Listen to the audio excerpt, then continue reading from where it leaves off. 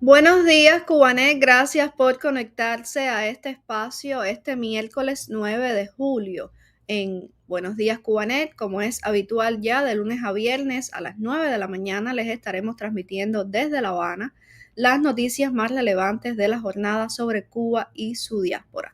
Hoy vamos a estarles comentando sobre un preso político que falleció tras una prolongada huelga de hambre y otro que está denunciando la falta de asistencia médica porque, según le dijeron, no hay combustible para trasladarlo. Además, vamos a estarle transmitiendo, compartiendo noticias desde el oriente del país, pues los habitantes de Moa en Holguín están denunciando que crece la contaminación ambiental y acusan además a una empresa estatal por la emisión de sustancias tóxicas que afectan a la población. También hemos conocido hace apenas unos minutos que en Bayamo hay inundaciones por las intensas lluvias. Vamos a estarle compartiendo acá algunas imágenes desde Bayamo que ha compartido la prensa oficial.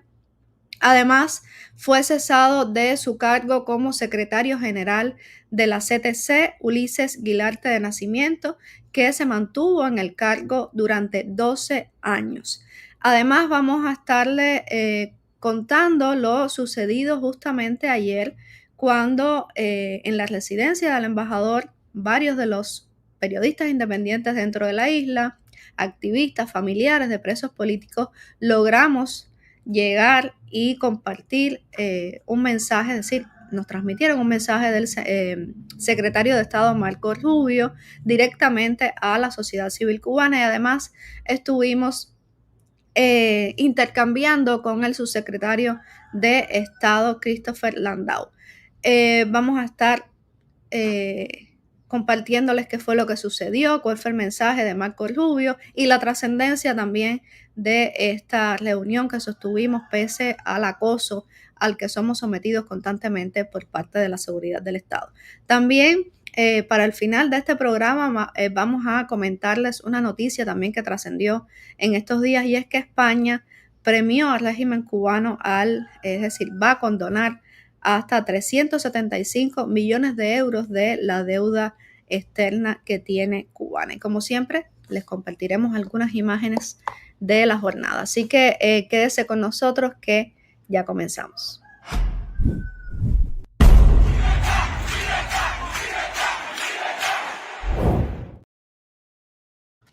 Bueno, les decía al inicio que Ulises Guilarte de Nacimiento, secretario general de la CTC durante los últimos 12 años, fue cesado de sus funciones. Esta información fue divulgada de manera discreta por el Diario Oficial Cubano, que es además el órgano de difusión de la Central de Trabajadores de Cuba, que se llama Trabajadores.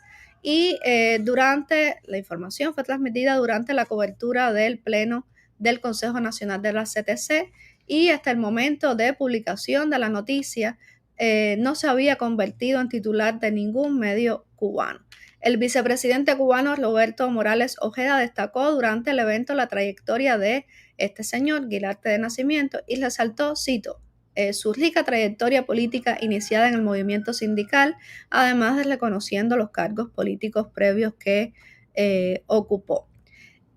Como les decía, Ulises Guilarte ocupaba el cargo desde el año 2014, es ingeniero en control automático y miembro del Buró Político del Comité Central del PCC desde el año 2016. Antes de su liderazgo en la CTC desempeñó diversos cargos políticos y sindicales, incluyendo el de primer secretario en las provincias de Artemisa y la antigua provincia de La Habana.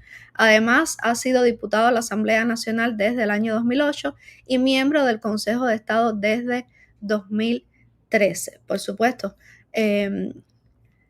era otro de los cómplices más del régimen cubano al frente de esta Central de Trabajadores de Cuba, que en lugar de representar realmente a la clase trabajadora, era un órgano más de represión y de control sobre estos. Además, ustedes recordarán, no le cabía una empella más en ese cuerpo, como todos los dirigentes cubanos, las camisas bien apretadas, todos bien gorditos, y La CTC además debemos decir que manejaba millones de pesos a costa de los trabajadores cubanos, de cobrarles 1% de sus salarios. Todavía maneja millones de pesos que no se sabe hacia dónde van.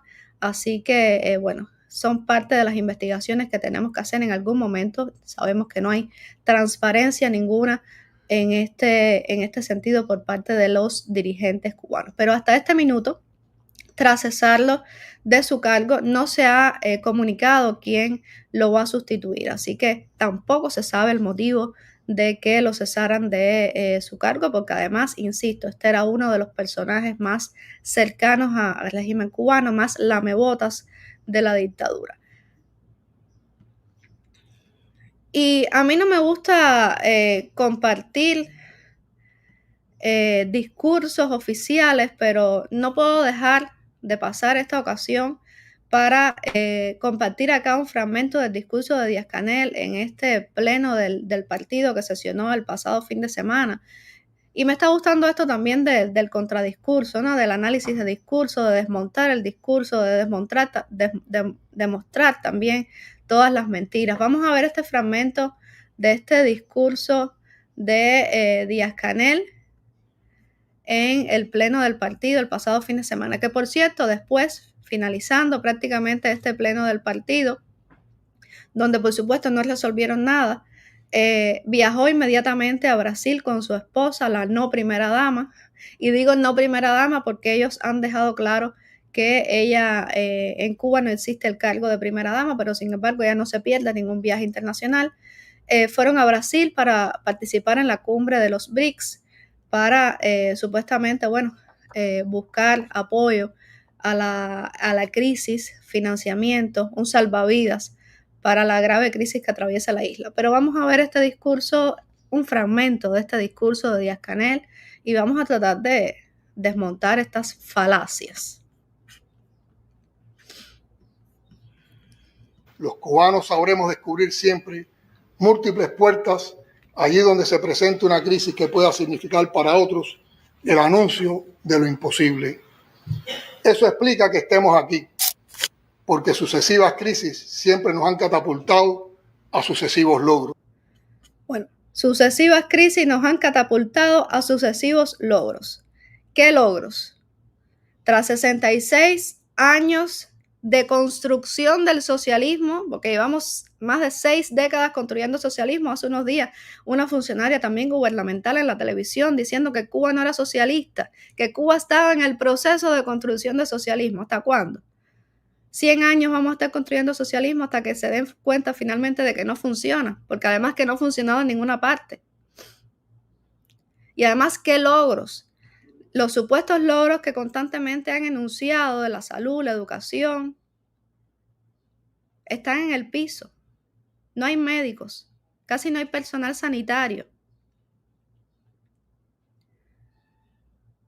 Los presos son los que están, y esto lo digo con total responsabilidad, una persona hace unos días que estaba en un hospital de La Habana, decía que en una sala, me transmitía que en una sala, las mujeres presas son las que están haciendo como personal, ejerciendo como personal sanitario en el sentido de atendiendo a los pacientes, bañándolos, que normalmente deben hacerlo las enfermeras o los enfermeros.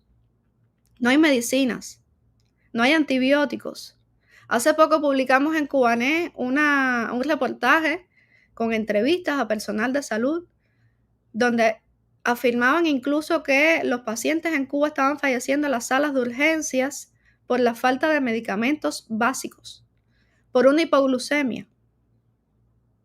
No tenían ni siquiera medicamentos para asistir a un paciente que llegue a una sala de urgencia con una hipoglucemia. Entonces estos son los logros de los que está hablando Díaz-Canel, que no tienen ni siquiera los recursos para recoger la basura en las esquinas de nuestras casas, los basureros, que se han hecho habituales ya las imágenes de basureros en la capital, por ponerles un ejemplo, que sé que es todo el país. Es un logro que no siquiera tengan la capacidad de generación de electricidad, que mantengan un país totalmente a oscuras o prácticamente las 24 horas del día a oscuras.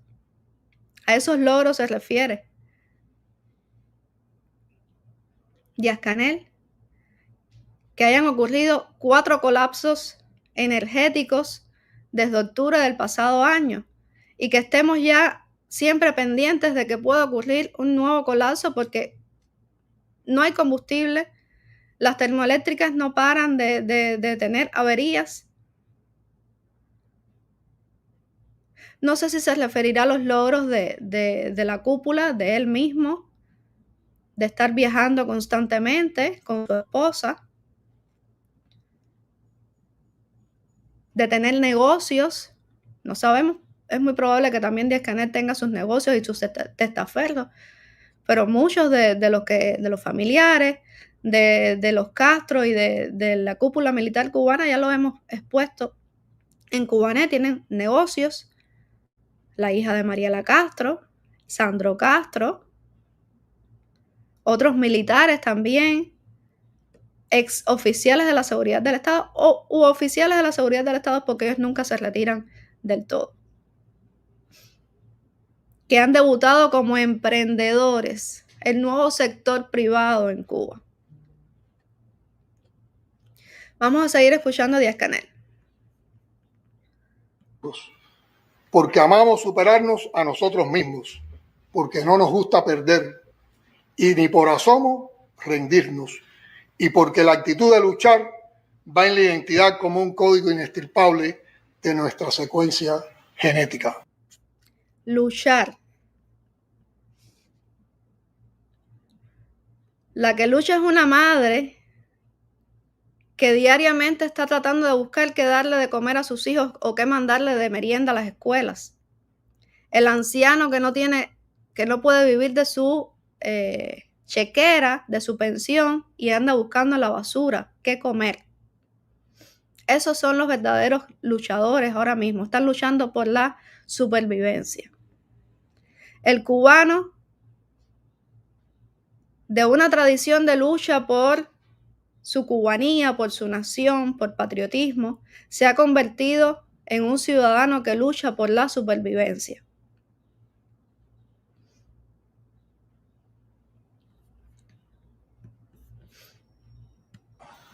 Avancemos. ¿Cuántos somos? Somos muchos. Somos muchos. Esta es otra cosa que me llamó la atención. Bueno, si vamos a llevarlo al grosso poblacional, hace unos años éramos 11 millones y tantos de cubanos. En los últimos años, con el éxodo, el récord de éxodo masivo que hemos tenido, no llegamos a los 9 millones. Y este es el logro que cita Díaz-Canel, que somos muchos. Ahí después dice, déjame poner acá. Si en otros momentos cruciales fueron unos pocos, obrando la maravilla de una semilla descomunal, pariendo historia, hoy somos millones capaces de sumar inteligencias, capaces de ser también ese torrente de sentimientos, como hermosamente definiera Aide Santa María. Si antes éramos pocos, ahora somos muchos. Si lo llevamos al grosso poblacional, bueno, definitivamente somos menos. De casi 12 millones a 9 millones que están dentro de Cuba, pues somos muchos menos. Si tenemos en cuenta, hace poco leía un comentario que a los policías no les están dando de baja, que muchos están pidiendo la baja del servicio y no les están dando la baja porque no tienen personal para sustituirlo. Entonces, son muchos. Si casi no hay médicos, si casi no hay maestros, pero además cada vez son menos también los que asisten a sus convocatorias, a estas plazas cívicas, a estos shows mediáticos para manifestar el supuesto apoyo, el respaldo a la revolución. Y la mayoría de los que van bajo coacción, que los citan en sus trabajos y les dicen claramente, si no van, les vamos a poner una sanción laboral, los vamos a expulsar, les vamos a dar salario. Pero además, si son muchos y están tan seguros de lo que tienen y del respaldo que tienen, ¿por qué la seguridad del Estado tiene que estar reprimiendo constantemente a quienes piensan diferente? ¿Por qué la seguridad del Estado me pone la patrulla en la esquina de mi casa para impedirme llegar a reportar una noticia cualquiera. ¿Por qué tienen a más de 1.000 inocentes presos? ¿Por qué cualquier mínimo foco de protesta, ya sea por una persona o una madre que dice no tengo que darle de comer a mis hijos, o una persona que dice no aguanto más los apagones? Porque esa persona la tienen que ir a buscar, la tienen que ir a golpear, llevarla para Villa Marista, en el caso de La Habana, que es la sede de la seguridad del Estado. Si tienen tanto respaldo, ¿por qué una persona le temen a lo que exprese libremente una persona? Yo creo que esto es más parte del show, de buscar, tratar de demostrarse que sí tienen el apoyo mayoritario. Pero si tanto respaldo tiene y tantos son, ¿por qué no se someten al escrutinio público? Permiten elecciones libres, el pluripartidismo. Si supuestamente los demás van a perder porque ellos son los que tienen el apoyo mayoritario. Yo creo que esto se desmonta por sí mismo, pero no quería dejar pasar la oportunidad para responderlo ante acá la audiencia de Cubanet.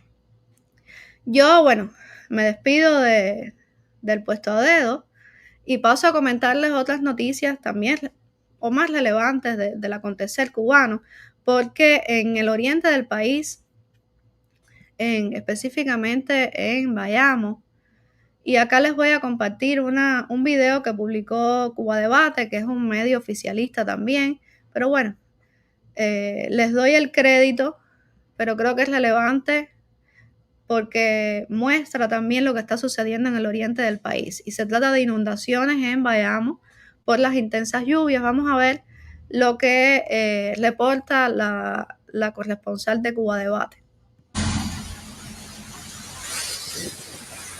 Vamos en estos momentos viendo las calles de Bayamo.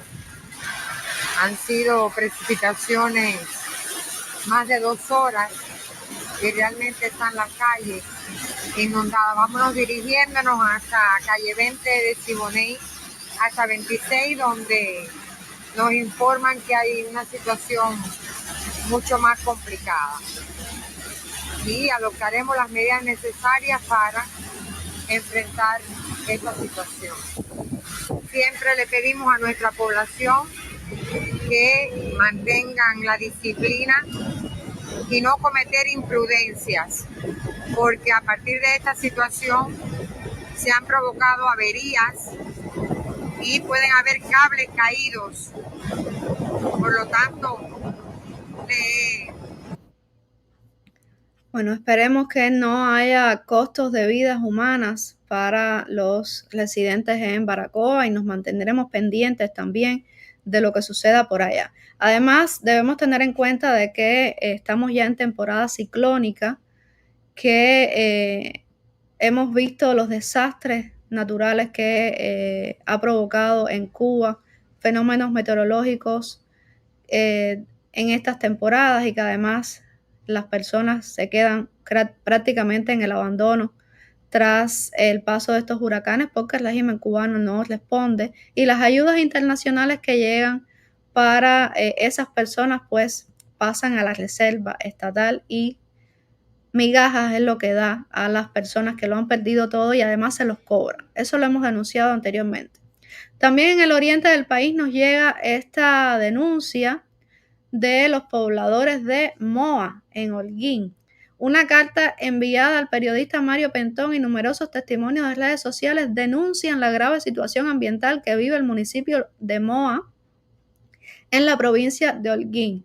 Los ciudadanos acusan a la empresa de níquel comandante Ernesto Che Guevara de emitir sustancias tóxicas que afectan directamente a la salud de la población. Según transmitieron en esa carta enviada al colega Mario Pentón, y cito, es como si respiráramos veneno. Esta gente nos está matando lentamente. Y además pidió ayuda para denunciar lo que describió como una pesadilla diaria. Este mensaje fue compartido en redes sociales por Mario Pentón y por supuesto generó una red de reacciones.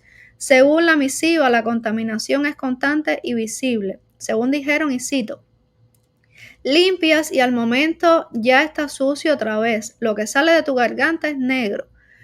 Subrayaron. Dijeron además que la desesperación se suma al hambre, los apagones y al estrés cotidiano, agravando aún más la calidad de vida de los moenses. El remitente pidió a Pentón preservar su identidad por temor a represalias. Y bueno, esta publicación ha servido como catalizador para que decenas de personas denuncien públicamente lo que aseguran llevar años soportando. Según dijeron, y cito, estamos respirando un tizne tóxico que nos está haciendo daño y para peor situación, los niños son los que más sufren. Escribió Yamilka Orduña, quien asegura que hay numerosos casos de tos ferina y afecciones cutáneas entre los menores de edad. Una vecina identificada como Marely Suárez imploró a Pentón que visibilice el caso y dijo, por favor, pon tu esfuerzo a ver si se soluciona esta situación en este municipio. Nos están matando al pueblo de Moa. Otros residentes han compartido imágenes en redes sociales donde se evidencian restos oscuros en la piel y el entorno. Un ciudadano publicó una foto de sus manos cubiertas de un polvo negro con un mensaje dirigido a las autoridades locales y a la dirección de la empresa Che Guevara. Según dijo, esto tiene solución y no es parar la fábrica, sino invertir en nueva tecnología menos contaminante. Están matando al pueblo poco a poco. Esa fábrica es un cáncer seguro. Otra imagen muestra una columna de humo saliendo de la planta industrial acompañada del mensaje. La foto habla sola. 10 hornos liberando al ambiente todo el polvo y gases reductores que hay en su interior, directo a los pulmones de cada moense. Que Dios tenga misericordia. También David Manzón, licenciado en Geografía, comentó que durante sus estudios universitarios se analizó el impacto ambiental en la zona y dijo, la población de Moa tiende a tener menos años de vida que el resto de los municipios de Holguín. A esto también se suman reportes sobre escapes de amoníaco durante la madrugada y un elevado número de casos de enfermedades oncológicas que algunos residentes atribuyen directamente a la exposición prolongada a metales pesados y gases tóxicos. A pesar de la magnitud de las denuncias, los vecinos aseguran que no reciben respuestas de las autoridades locales, ni del Ministerio de Ciencia, Tecnología y Medio Ambiente, ni de los dirigentes del Partido Comunista de Cuba. El municipio de Moa, históricamente vinculado a la industria del níquel, ha sido objeto de múltiples alertas medioambientales debido a la actividad minera. Sin embargo, las denuncias actuales apuntan a un empeoramiento sin precedentes, sin que se vislumbren soluciones estructurales. La petición es clara y urgente, que se visibilice el problema a nivel nacional e internacional para exigir a las autoridades inversión en tecnologías limpias y medidas concretas que protejan la salud de la población. Mientras tanto, los habitantes de Moa aseguran que seguirán respirando, y cito, una muerte lenta en su propio hogar.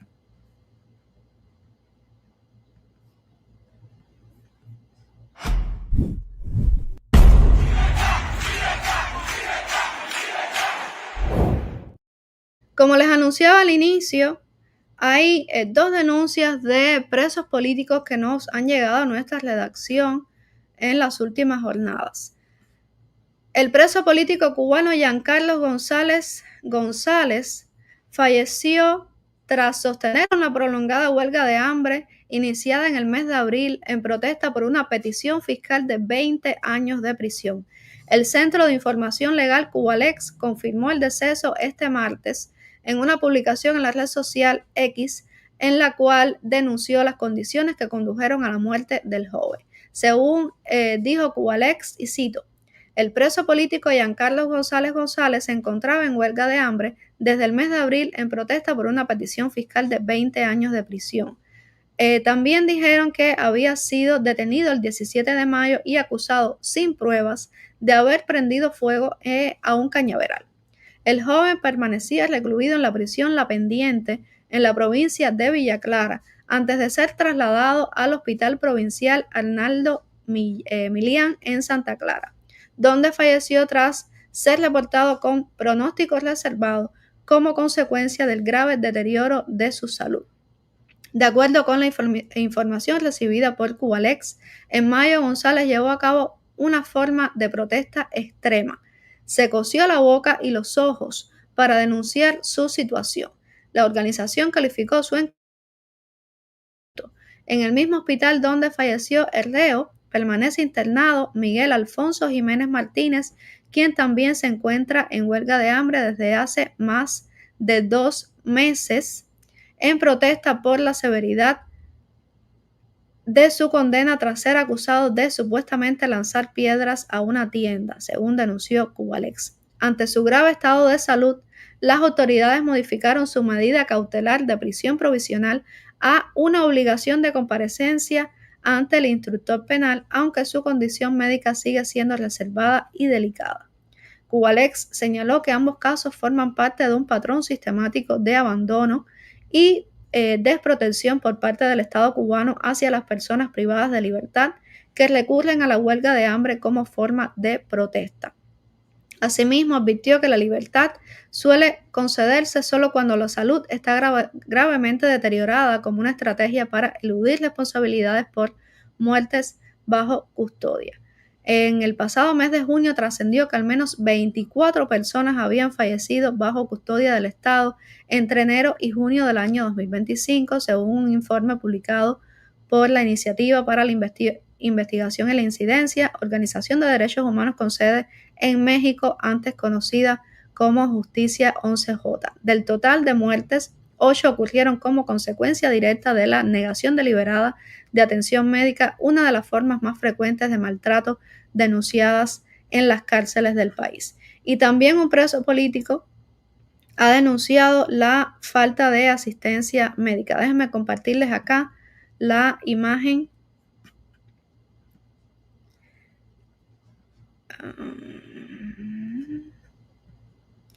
Acá lo tenemos. Se trata del manifestante del 11 de julio, Alexis Borges Wilson, que fue confinado en celda de castigo como represalia por reclamar asistencia médica, según él mismo denunció vía telefónicas este lunes desde el Centro Penitenciario de Máximo Rigor Combinado del Este. Borges Wilson sufre de inflamación en la próstata, lo cual le produce molestias y dificultad para orinar. Según denunció en febrero pasado, en junio del 2024 fue llevado por última vez a la consulta especializada de urología en La Benéfica, en el hospital conocido como La Benéfica, y desde entonces no ha vuelto a recibir atención médica para su padecimiento. De acuerdo con el manifestante, debió haber sido conducido a dicha consulta al menos una vez en el mes de diciembre, otra en marzo o abril y otra en mayo o junio, lo cual no ocurrió. Según destacó, el actual director de la prisión le ha negado repetidamente la atención médica. En lugar de eso, señaló, la respuesta de las autoridades del penal ante su reiterado reclamo fue mantenerlo en régimen de aislamiento en una celda oscura, sin luz ni agua, durante 2 semanas, desde el 20 de junio hasta el pasado viernes 4 de julio. También hizo énfasis en que ni siquiera le han suministrado alternativas de la medicina verde indicadas por el facultativo, como el cocimiento de caicimón. Por otra parte, también subrayó que en el mes de enero un especialista lo visitó en la prisión, pero su presencia, al decir del manifestante, fue por gusto porque no lo valoró. En aquella ocasión el galeno le consiguió unas 40 pastillas a un antiinflamatorio, pero ya se le acabaron. También reiteró que el argumento más comúnmente empleado por los uniformados para negarle el traslado al centro de salud es que no hay combustible. Alexis Borges Wilson, de 59 años de edad, residente en el reparto Santa Amalia, en el municipio de Arroyo Naranjo, como represalia por haber participado en las protestas del 11 de julio, fue arrestado violentamente en la madrugada del día siguiente, para lo cual, según denunció con anterioridad, agentes de los órganos represivos rompieron su puerta y allanaron su vivienda de manera ilegal. Tras este arresto, lo mantuvieron prisionero durante más de un mes en Cien y Aldabó, donde recibió amenazas y una serie de otras represalias. Fue acusado de los falsos delitos de desórdenes públicos y propagación de epidemias, los cuales posteriormente fueron sustituidos por el de sedición con una petición fiscal de 20 años de privación de libertad. Finalmente recibió una condena de 17 años de cárcel. Al momento de su arresto trabajaba como reparador de fosforeras. Anteriormente había ocupado cargos administrativos en diferentes centros laborales. Y esta es la situación a la que se enfrentan nuestros presos políticos.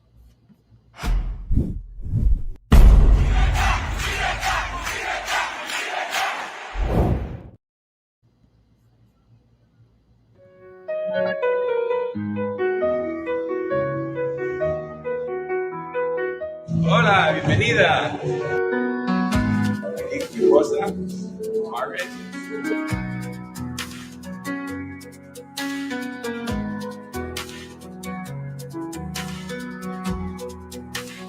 Les digo que cuando me reuní con el secretario de Estado Marco Rubio en Washington en mayo, en su oficina en la Casa Blanca, él me hizo un pedido. Dijo, cuando te reúnas con cualquier cubano, por favor, diles que les apoyamos. Sabemos también que a muchos amigos cubanos estos últimos días han sido detenidos, arrestados, advertidos, amenazados para que no pudieran estar aquí con nosotros esta noche. Y por eso me conmueve verles a todos ustedes, los cubanos que han podido venir a participar con nosotros. Y esta noche hago un brindis con un verdadero Cuba libre de Bacardí. Salud a todos.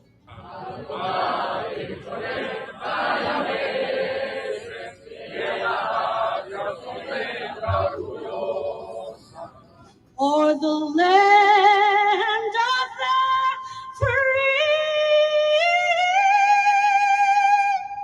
Happy Independence Day, America. We have a lot to celebrate, a lot of work to do.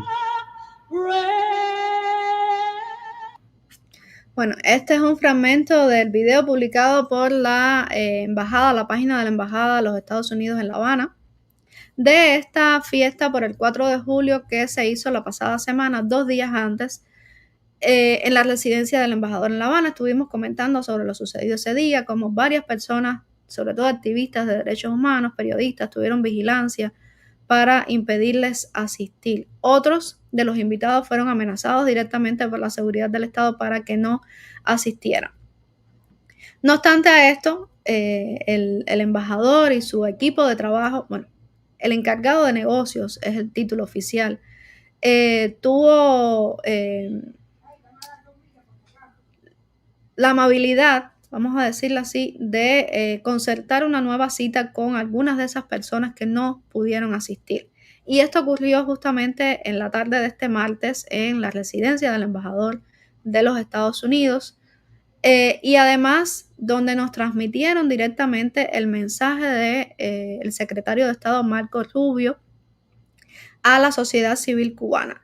Nos pusieron un video y ahora vamos a hablar sobre lo que dijo Marco Rubio, y además compartimos o tuvimos la oportunidad de intercambiar con el segundo de Marco Rubio, Christopher Landau, donde incluso hizo preguntas de cómo ayudar o cómo podían ayudar directamente a la sociedad civil sin que esa canalización de los recursos pasara por el régimen cubano o directamente a Gaesa.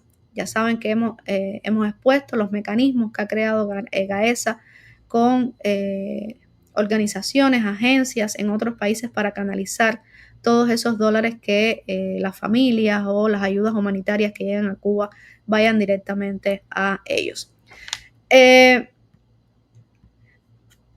secretario de Estado compartió anoche una imagen de esa reunión, ese encuentro, y dijo con la frase, el comentario, dice: honrado de dirigirme a un grupo de disidentes y periodistas independientes cubanos, de valientes disidentes y periodistas independientes cubanos, para reafirmar nuestro apoyo a la libertad, la soberanía y la independencia de Cuba. Y puso el hashtag Patria y Vida 11J.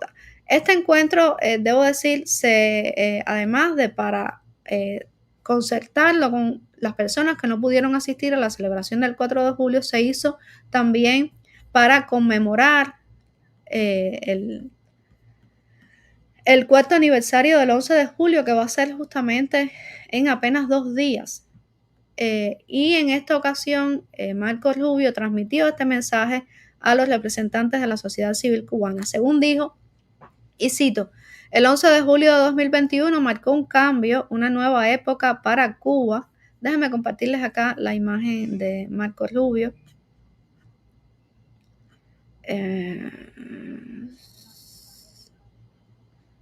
Acá está.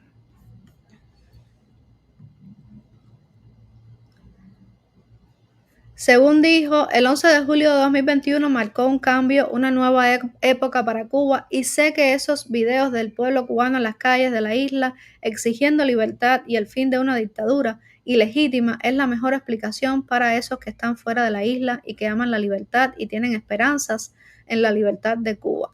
Indicó igualmente que, cito, esos cubanos que no se rinden nos inspiran cada día. Sé que es un riesgo enorme, sé que es difícil, dentro de esa isla esclava, oprimida, enfrentarse a este régimen que hace todo lo posible para castigarlos a ustedes, a sus familias y hacer sus vidas imposibles. Sé que para muchos es más fácil abandonar el país que quedarse ahí y pelear por el futuro, por la Cuba libre y soberana. Pero quiero que sepan que tienen nuestro apoyo, el apoyo de nuestra embajada, de una comunidad en los Estados Unidos que saben que están sufriendo de la escasez de todo, de medicina, electricidad y demás, y que saben que todo eso es el producto de un régimen que simplemente no sabe gobernar un país, no sabe administrar un país y que lo que le interesa es mantenerse en el poder. Al concluir este mensaje afirmó: quiero que sepan que los apoyamos, que siempre tenemos su causa al frente de todo lo que hacemos, que hablamos de ustedes en todos los lugares en los que nos dan la oportunidad y que rezamos todos los días porque Dios los bendiga y porque Cuba pronto sea libre, soberana, independiente y que el destino esté en manos de su pueblo. Fue el mensaje transmitido.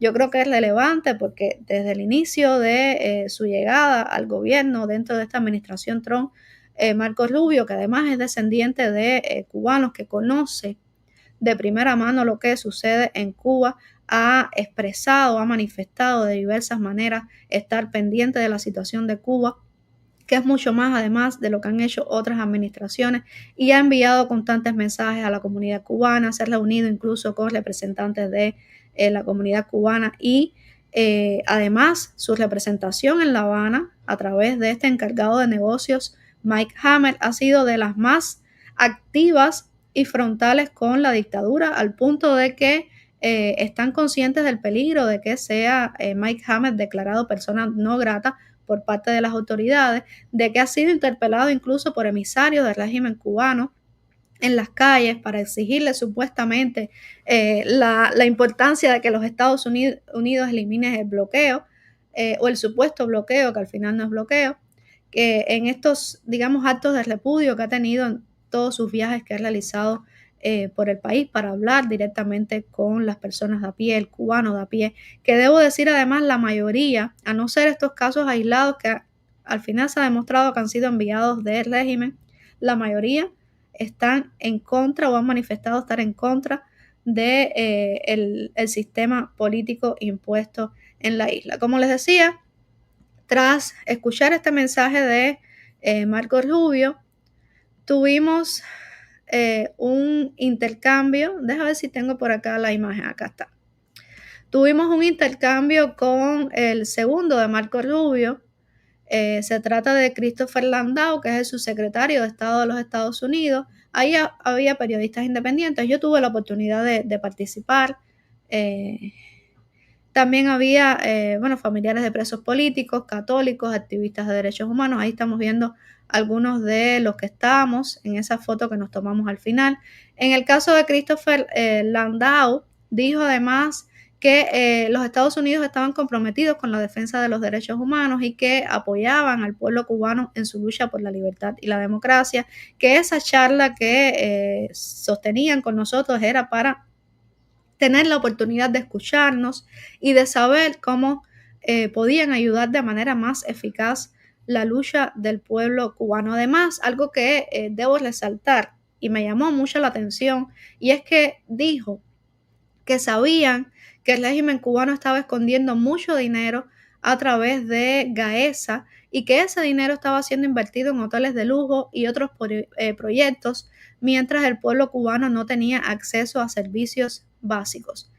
Dijo además que entendían que cada día para nosotros era una lucha por la supervivencia, además, y que ellos intentarían amplificar nuestras voces en todos los espacios que tuvieran la oportunidad. Además, dijo que estaban muy pendientes de la situación de los presos políticos y por eso han llamado constantemente al régimen cubano a liberarlo.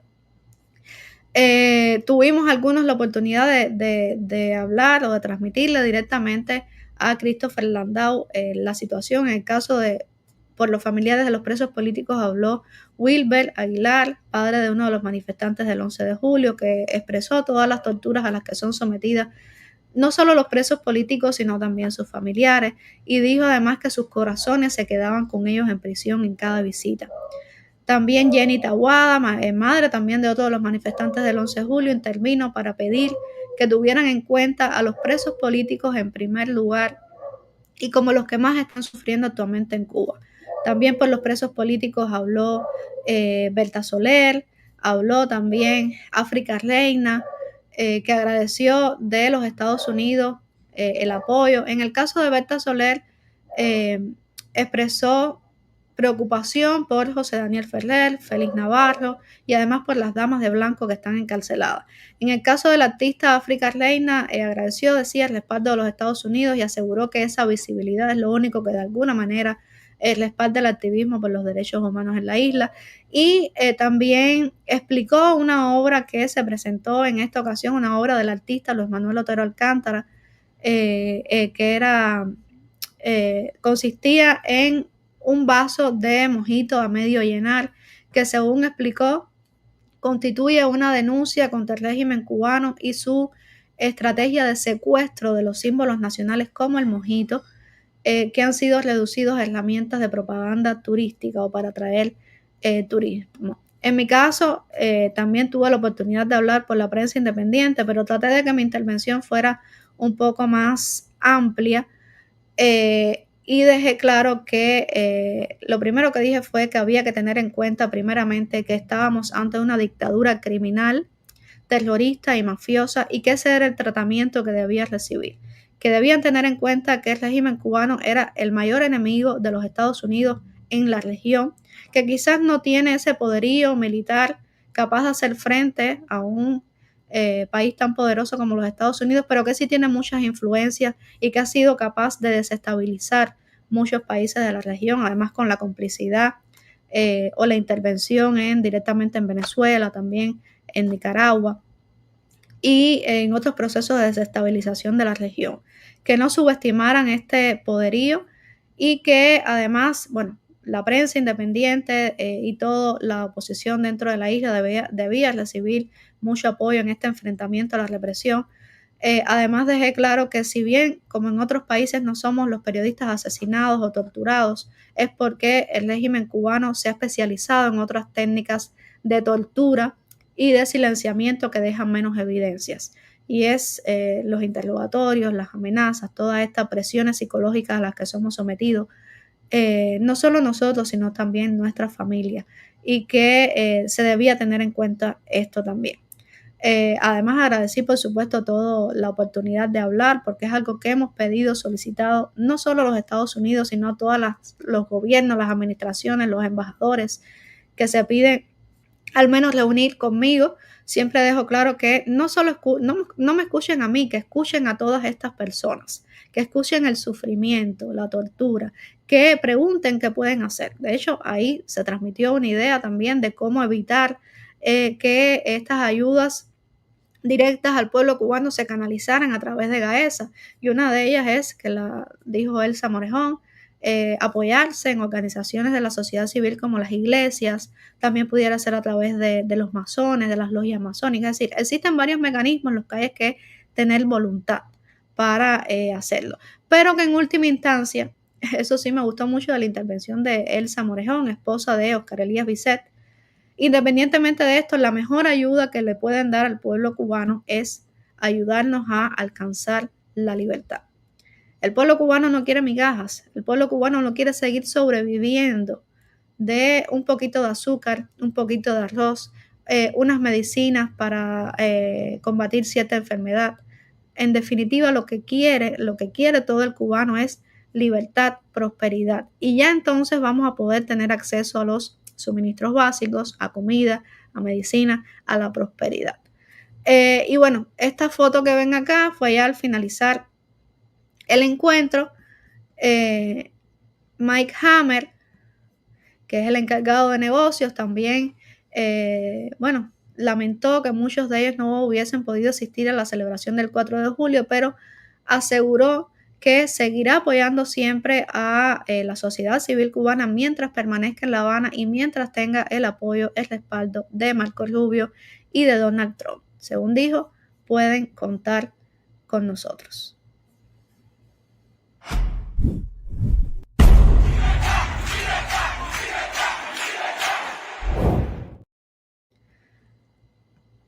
Bueno, para ir cerrando esta transmisión, este programa informativo, creo que nos hemos extendido demasiado, pero bueno, teníamos varias noticias que ir compartiendo con ustedes, y es esta información de que España va a condonar 375 millones de euros de la deuda cubana, y el gobierno de España puso en marcha un programa de conversión de deuda con Cuba que permitirá transformar hasta 375 millones de euros de deuda bilateral en proyectos de inversión con alto impacto en el desarrollo sostenible de la isla. La medida, firmada este miércoles en Sevilla por el ministro español de Economía, Comercio y Empresas, es decir, eso fue la semana pasada, Carlos Cuerpo, busca fomentar el crecimiento económico y el desarrollo social mediante la condonación parcial de la deuda. Según informó el gobierno español a través de una nota oficial publicada por la Moncloa, los fondos se destinarán a sectores claves como la energía, el agua o la seguridad alimentaria, entre otros. Bueno, puedo seguirles leyendo toda la información de cómo se va a desarrollar, cómo supuestamente va a ir a sectores de la energía, pero es importante resaltar, al final se está perdonando, se está premiando una deuda millonaria de la dictadura, una deuda millonaria que al final han destinado ellos a otros recursos, es decir, supuestamente esos 375 millones se van a destinar a otros recursos, pero al final va a mantenerse en manos de la dictadura y nada de eso va a llegar al pueblo. Nada de esos beneficios va a llegar al pueblo. Hace unos días vimos cuando Donald Trump recrudeció o volvió a la política de mano dura contra la dictadura, y hubo un mensaje también que transmitió que dijo que era importante recabar el apoyo de otros gobiernos como los europeos en esta lucha de presión a la dictadura, de limitarle el acceso a divisas que en definitiva son los recursos que usan para reprimir al pueblo mientras el pueblo permanece subsistiendo, sobreviviendo. Es importante que el gobierno español entienda esto también. Es importante que todos los gobiernos de Europa y los que sean entiendan que el asesino, el violador, solo entiende de presión. Por su propia y buena voluntad no va a abandonar el poder, no va a hacer reformas, sino que hay que hacerlos ceder. Y esto es un mensaje también que se transmitió entre los que estábamos en la residencia del embajador. Transmitimos a los funcionarios que ahí estaban, es decir, muestras de sobra hay de que no quieren negociar, de que no quieren ceder, de que no quieren abandonar el poder, de que lo único que les interesa es llenar sus bolsillos, y que todas las ayudas, incluso las ayudas humanitarias que llegan para combatir los desastres de fenómenos meteorológicos, todo eso se queda al final en el gobierno, en el régimen, en la cúpula, en los testaferros, en los militares, y el pueblo, la base, que son la mayoría, sigue viviendo de la basura. Los ancianos siguen padeciendo miseria, siguen muriendo por falta de medicamentos, y nada de esto, ninguno de estos premios va a ayudar a ese pueblo de a pie. Yo me despido de esta manera. Además, compartiéndoles un video de denuncias de abandono. ¿Por qué España no le da el dinero a esta gente? Se lo cobra la dictadura y lo distribuye entre personas como esta, que están abandonadas, adultos mayores, personas con discapacidad. Hay que ir a los hogares de ancianos para ver cómo esos ancianos se están muriendo de hambre, están decrépitos. En vez de premiar condonando deudas, no, que le cobren esa deuda y que entonces la distribuyan directamente a la sociedad civil. Yo me despido con este video, con estas imágenes. Como siempre, les agradezco a todos la sintonía con este espacio. Espérennos mañana, siempre a las 9 de la mañana. Desde La Habana les estaré transmitiendo las noticias más relevantes de la jornada en este espacio. Buenos días, cubanos. Tengan todos muy buen día. ¿Desde cuándo vives en esta situación con tu papá así? Hace años, desde el 2012. ¿Cuál es el problema y la situación que tienes social más grande con él? Bueno, por supuesto que no es un secreto para nadie, la alimentación. ¿Qué le ha dicho, un ejemplo, el trabajador social que venga aquí del municipio? No, que viene mucho por aquí? No.